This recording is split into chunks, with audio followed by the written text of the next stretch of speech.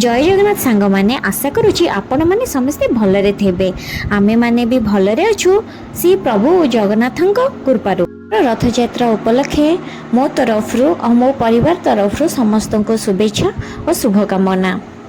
मैं जाइलु रथ यात्रा देखी सेठी बड़ रथ टाणिबा सहित बेसी आकर्षित करिथिला हमकु एही छोट क्यूट रथटे।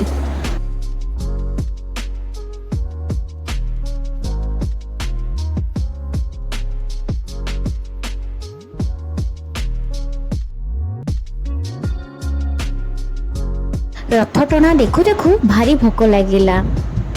रथ यात्रा देखी जाइचो पुणी पेट पूजा करबोनी। पेट पूजा हो गला दही सरबत मथुरा केक एंड शिमला मिर्च खाइके।